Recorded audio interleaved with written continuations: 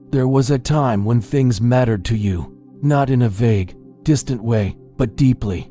You had things that pulled at you, ideas that kept you up at night, people you genuinely wanted to be close to. Something inside you was alive and reaching, and then, at some point you can't quite name, it stopped. Not all at once. It never happens all at once. It's more like a slow dimming, the way a room gets darker so gradually that you don't notice until you're sitting in near darkness wondering when the light changed. You started going through the motions. You still showed up. You still said the right things. But inside, there was this strange, hollow quiet, like someone had turned the volume down on everything you used to feel. And here's what makes it so disorienting. You don't even feel sad about it. You just feel nothing in particular, a kind of flat, gray numbness where your desire used to live. If any part of that feels familiar, stay with this, because what's happening to you isn't weakness, it isn't laziness, and it isn't who you are. There's a reason this happens, and it begins much earlier than you think. Carl Rogers spent his life trying to understand one deceptively simple question. What does it take for a human being to actually become themselves? Not perform themselves, not manage themselves, but genuinely become who they are.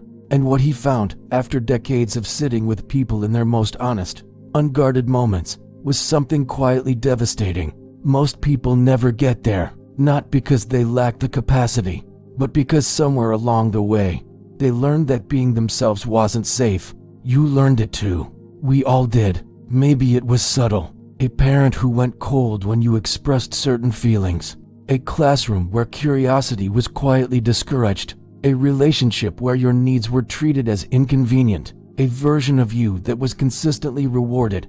And a version that was just as consistently ignored. Over time, you adapted. You became very good at being the version of you that worked. The version that was acceptable. The version that didn't cause discomfort or disruption. And it felt like survival. Because it was.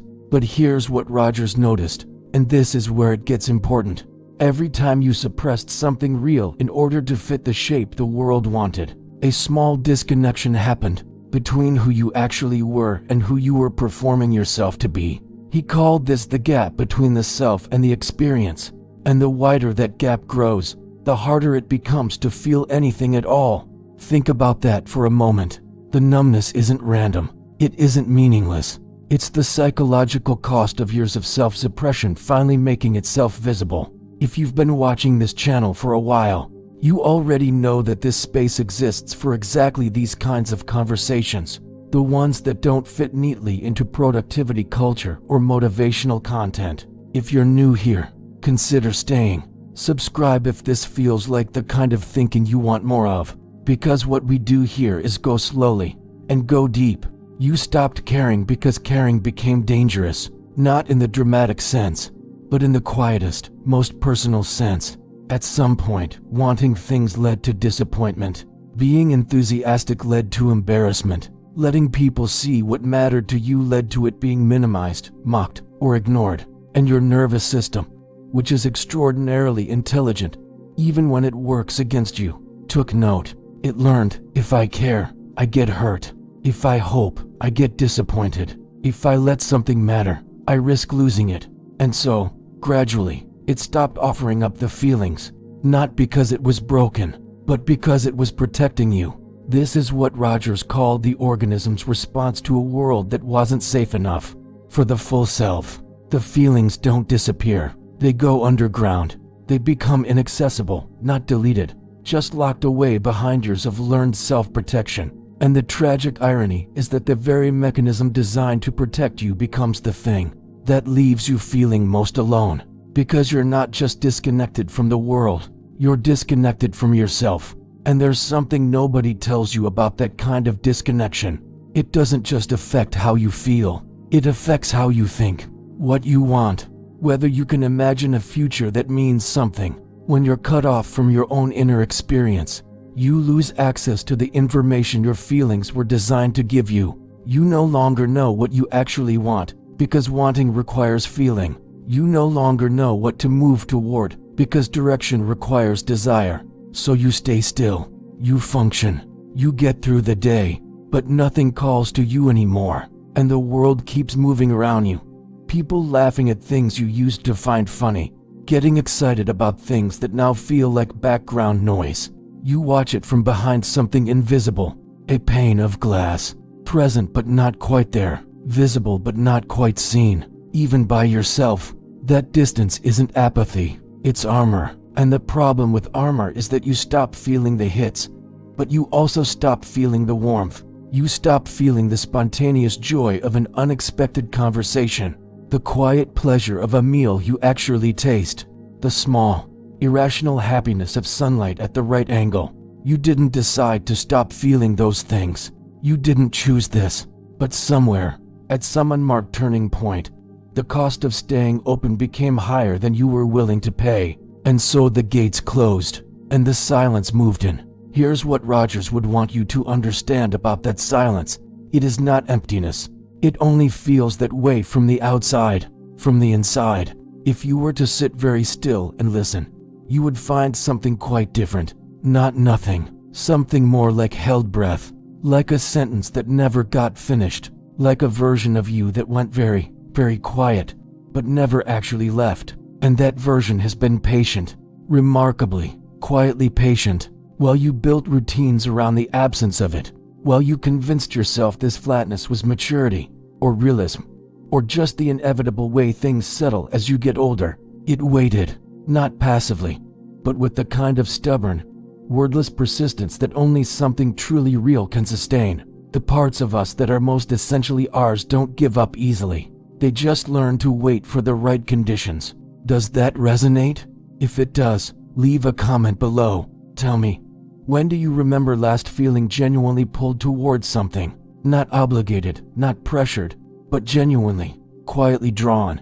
I read every comment. And more than that, your reflection might be exactly what someone else needs to hear right now. Here's where Rogers offers something that doesn't sound like advice, but lands like one of the most important truths in psychology.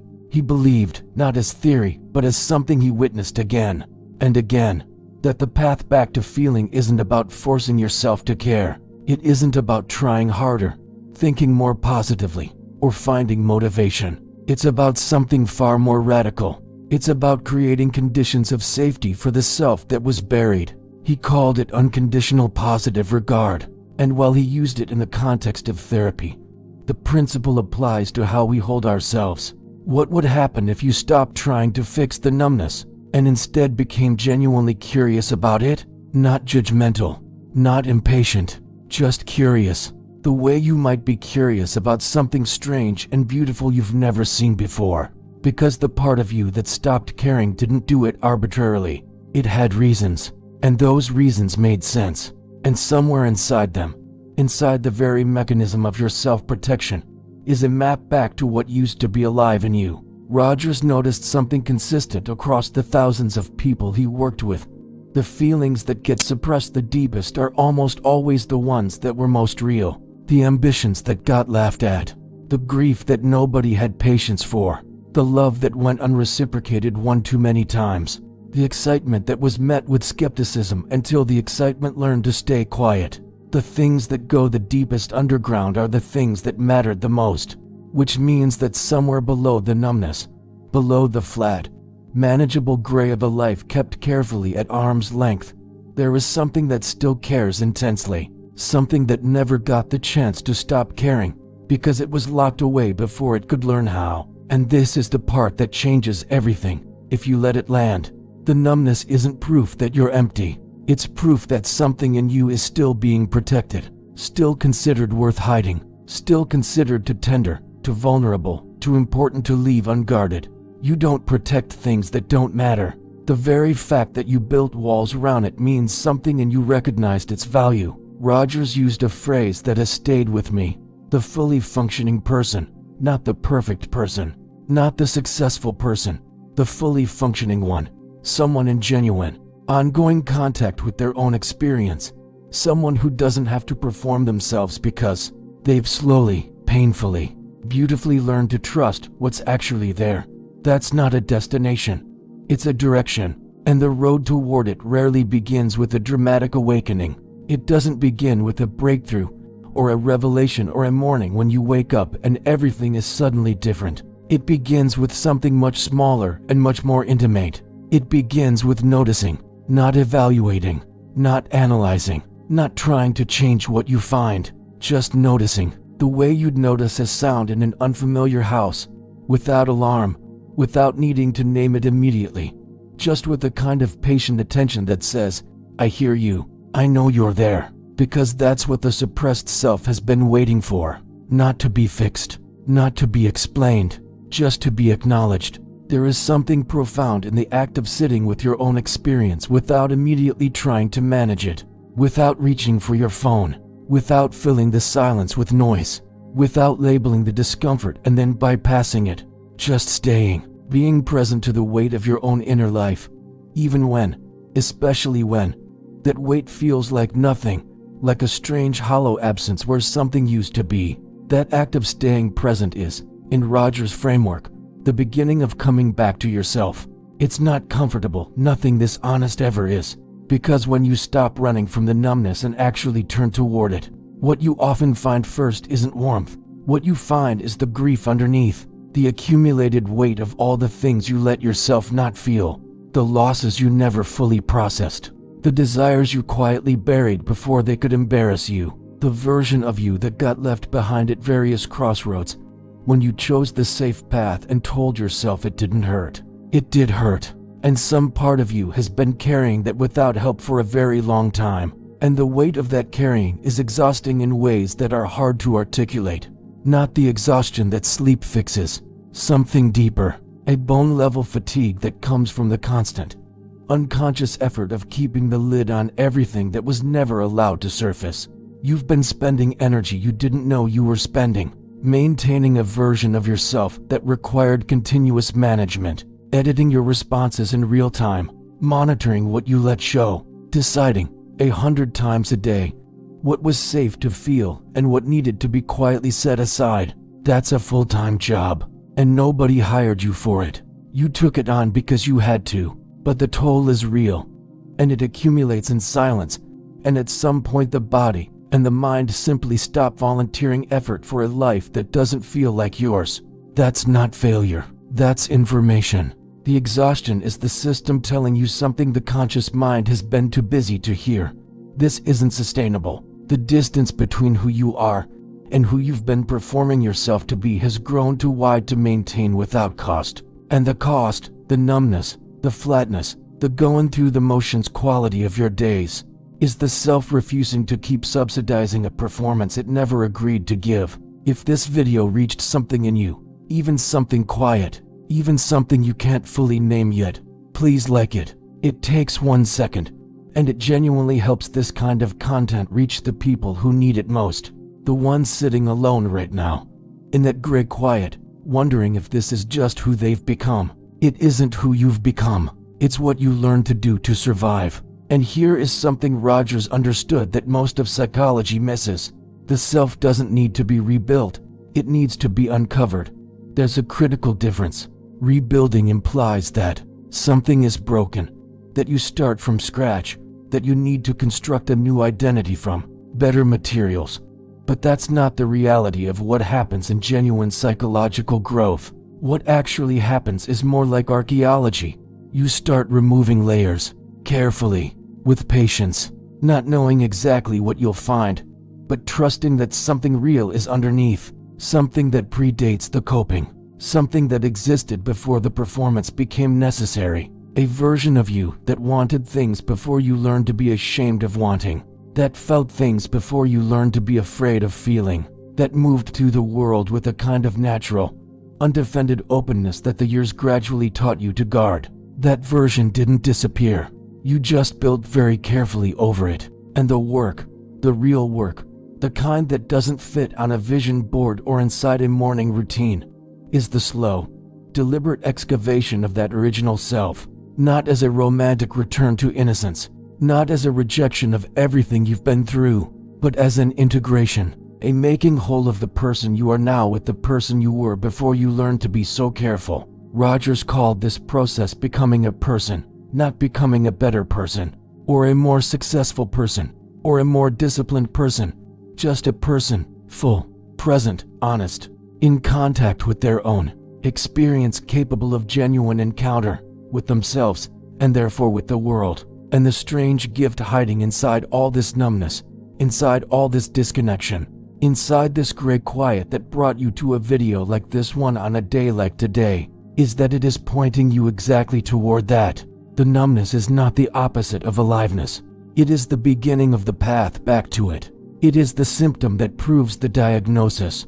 And the diagnosis is simply this: you are someone who has been living too far from yourself for too long. And that fact, as devastating as it sounds, is also the most hopeful thing in the world, because distance can be crossed. The fact that you're here, watching this, sitting with these ideas, letting them land, means some part of you hasn't stopped caring entirely. Some small, persistent part of you still wants to find the way back. That part is not nothing. That part is everything. The light doesn't come back all at once.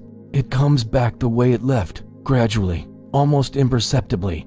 One small moment of genuine feeling at a time. A conversation that catches you off guard and suddenly you're fully present in it.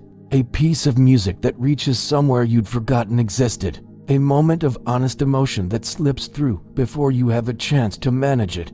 And instead of shutting it down immediately, you let it stay for just a second longer than usual. Those moments are not accidents. They are the self surfacing, testing the water, asking the question it has been afraid to ask for a very long time.